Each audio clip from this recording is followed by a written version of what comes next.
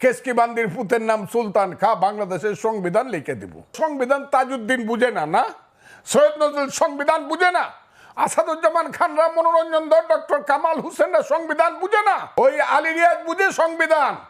Ali Riaz doctor Kamal হোসেনের মোহরির কাজ করে দেখ তো বুঝে কিনা।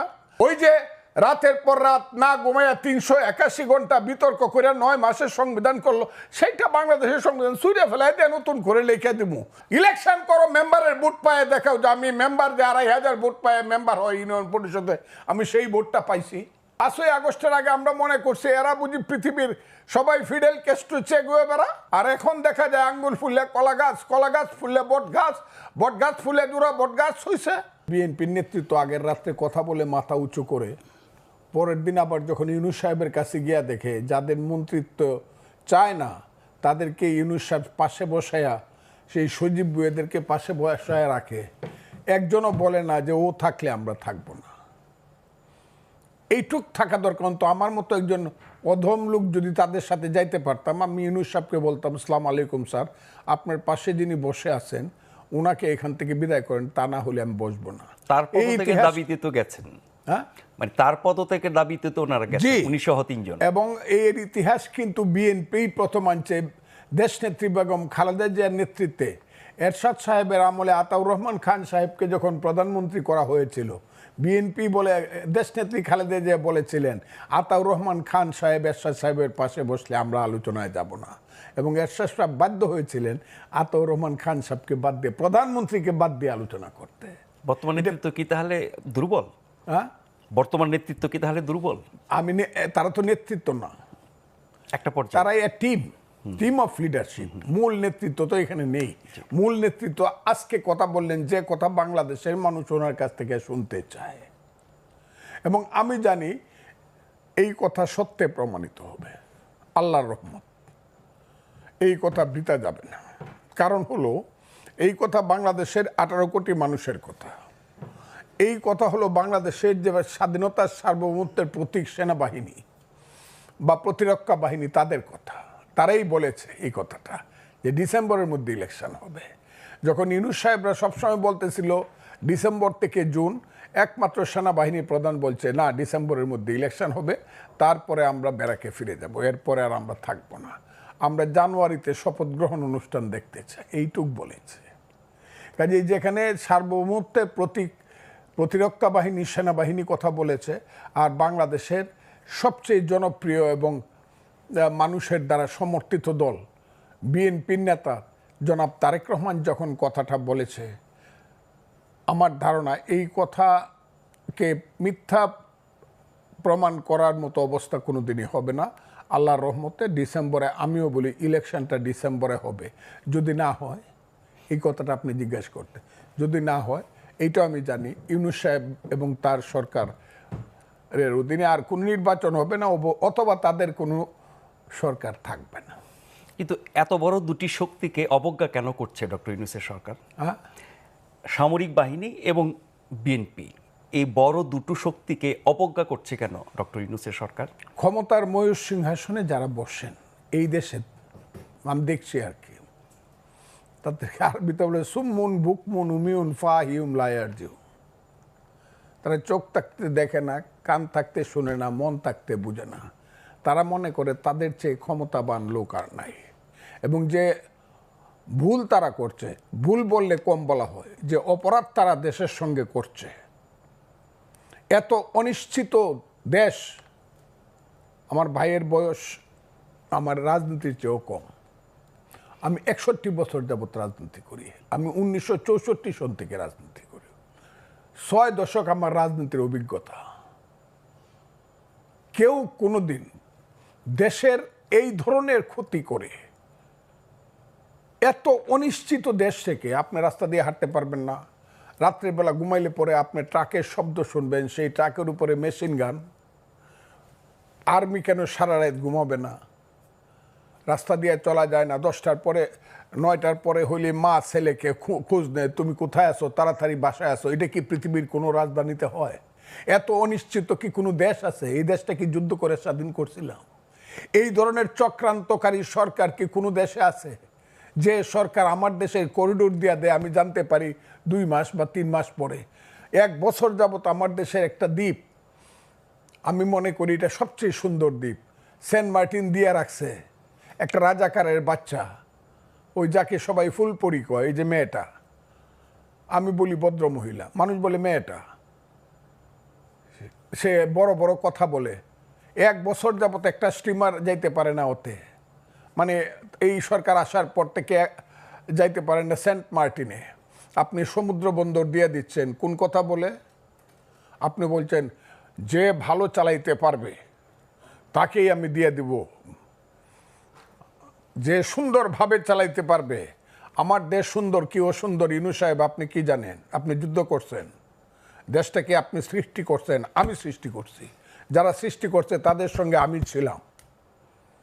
ওই যে ইকবাল হল থেকে সবচেয়ে বেশি ছাত্র নেতৃত্ব হয়েছে মুক্তিযুদ্ধ, আমি ছিলাম। আমি দেখছি সিরাজুল আলম খানদেরকে দেখছি, তাদের নেতা বঙ্গবন্ধু শেখ মুজিবুর রহমান কিভাবে 32 নম্বরের দোতলা থেকে আঙ্গুল তুলে কথা বলতো মার্চ মাসে, সেটা আমি দেখছি। কিভাবে পতাকা হয়েছে, স্বাধীনতার গান হয়েছে, এটা কি বলে আমাদের যে জাতীয় সঙ্গীত হয়েছে, সব দেখছি। জাহিদুর রহিম কিভাবে 2টা গান পাশাপাশি গাইছে, সিরাজুল আলম খান এই 4 নেতার সামনে বৈশা, জাহিদ ভাই গানটা গানতো আমার সোনার বাংলা আমি তোমায় ভালোবাসি। জাহিদ ভাই ওই গানটা গানতো ধনধান্যে পুষ্পে ভরা আমাদেরই বসুন্ধরা। ইকবাল হলের অতে বৈশা, গেস্ট রুমে বৈশা সবাই বলল যে এই গানটা আমাদের পছন্দ হয়েছে, কারণ 2টা গানই পছন্দের, কিন্তু যেহেতু ওইটা হইল বিশ্বকবির গান, নোবেলে আমরা পছন্দ করলাম, এই গানটা বঙ্গবন্ধু জিনিসটা চয়েস করলেন। কথাগুলো খুব বুঝবেন।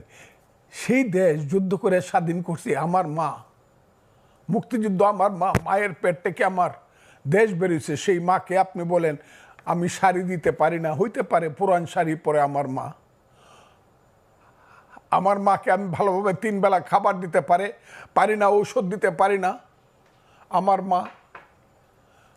আপনি বুঝি আইসা বলবেন এই তোর মারে জমিদারের কাছে বিয়ে দিয়ে দিই, তাইলে সুন্দর বেনারসি শাড়ি পরতে পারবে, সেই মাকে আমি দিয়ে দিব? আমার চট্টগ্রাম বন্দর দিয়ে দিলে বাংলাদেশ থাকে? আমার কান্না আসে, ওনারা আসবে না ওইভাবে, কারণ আমি যুদ্ধ করে দেশ স্বাধীন করছি। চট্টগ্রাম বন্দর দিয়ে দিলে বাংলাদেশ থাকে কি? আপনি করিডোর দিয়ে দিতে চান, আমরা বুঝি না?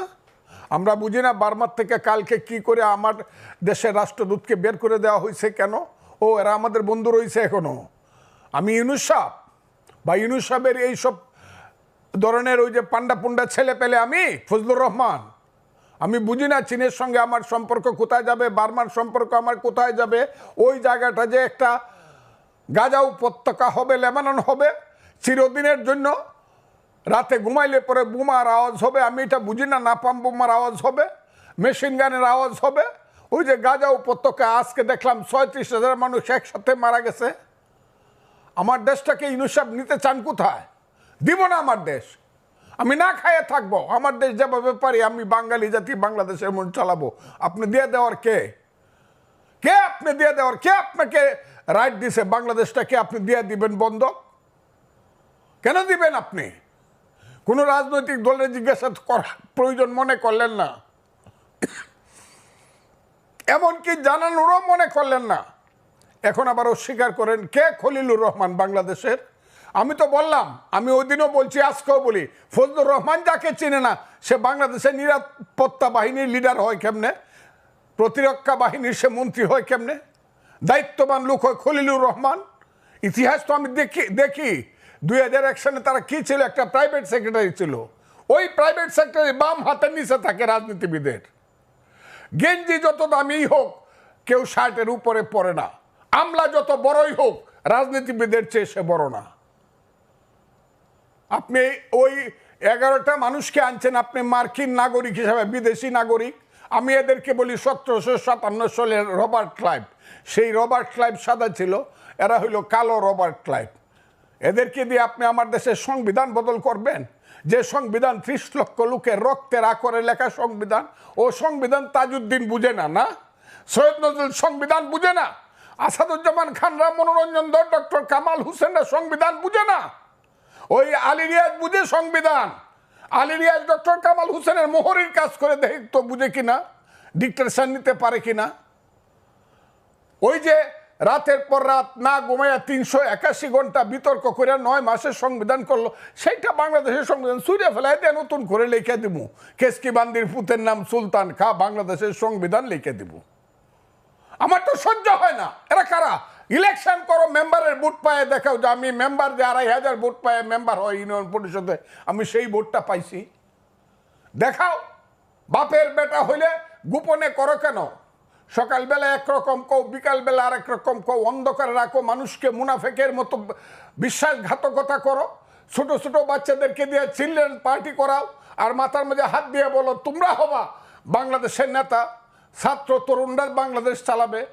সেই ছাত্র তরুণ 9-এ পড়ে, 10-এ পড়ে, মেট্রিক পাস করছে, সে যদি দেশ চালায় তাহলে তো আমি ফজলুর রহমান 70 ঊর্ধ্ব ব্যক্তি গিয়ে আমার গিয়ে ক্লাস 9-এ ভর্তি হতে হবে, ওই গোলাম মোরার ননির গিয়ে আইএ ফার্স্ট ইয়ারে ভর্তি হইতে হবে, না তো স্কুল কলেজ সব বন্ধ হয়ে যাবে।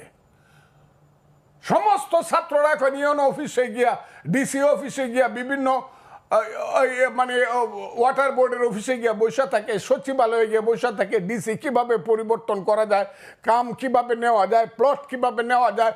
এর জন্য এই দেশটা আমরা সৃষ্টি করছিলাম। আমার দেশের সমস্ত তারুণ্য ধ্বংস হয়ে যাচ্ছে।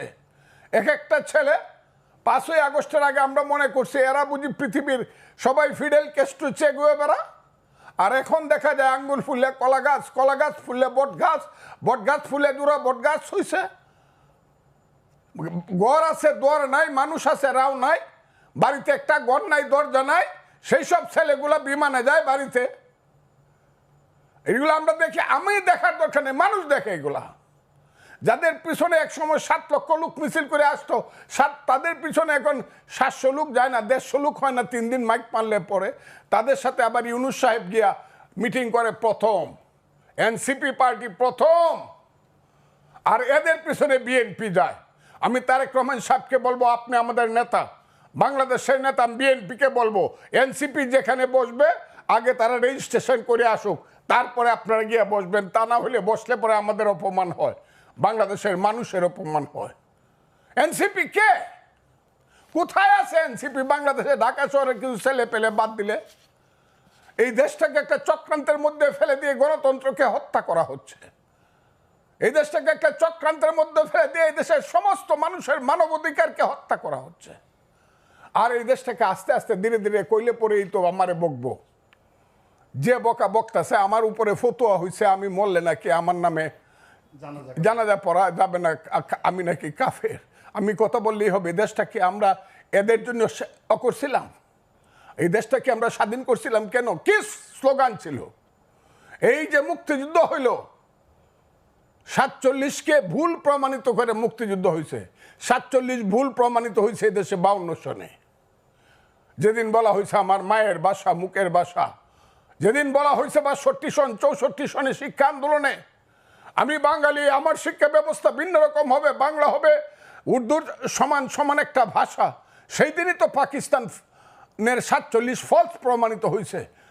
যেদিন 6 দফা দিয়ে দিছে শেখ মুজিবুর রহমান, 7ই জুনে যেদিন স্লোগান হয়েছে তুমি কে আমি কে বাঙালি বাঙালি, যেদিন 69 সনে 11 দফা আন্দোলনের স্লোগান দিয়ে আসাদরা মারা গেছে, মতিউররা মারা গেছে, তোমার আমার ঠিকানা পদ্মা মেঘনা যমুনা।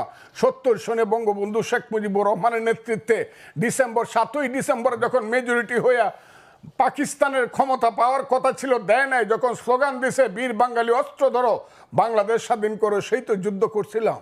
আমি তো স্লোগান দিছিলাম পিন্ডি না ঢাকা, ঢাকা ঢাকা। আমি তো স্লোগান দিছিলাম পাঞ্জাব না বাংলা, বাংলা বাংলা। সেই যে বাংলা, কোন বাংলা?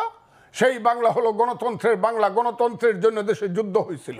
ইউনুস সাহেব বুঝেন, আপনি অনেক বড় মাপের মানুষ, আপনি আমার চেয়ে 10 বছরের বড়, আপনাকে আমি এমনি ব্যক্তিগতভাবে সেলিউট করি, কিন্তু আপনি কি বুঝেন গণতন্ত্র কাহাকে বলে, ইহা কত প্রকার কি কি? আমরা যখন যুদ্ধ করি বাংকারে থাইকে থাইকে পাঞ্জাবির বুকে যখন ট্রিগার টিপি, পাশের ছেলেটা যখন গুলি খাইয়া 5 হাত উপরে উঠে বলে মামা, মাকে তুমি দেখো, সেই মা পাগল হয়ে মারা গেছে। ইউনুস সাহেব বুঝেন মুক্তিযুদ্ধ কাহাকে বলে? সেই মুক্তিযুদ্ধ করে লাখ লাখ লোক শহীদ হয়েছে। আমি যে ক্যাম্পে ছিলাম, মইলাম ক্যাম্প, বালাট ক্যাম্প, মেঘালয়ে, সেই মইলাম ক্যাম্পে 50,000 শিশু এবং নারী মারা গেছে।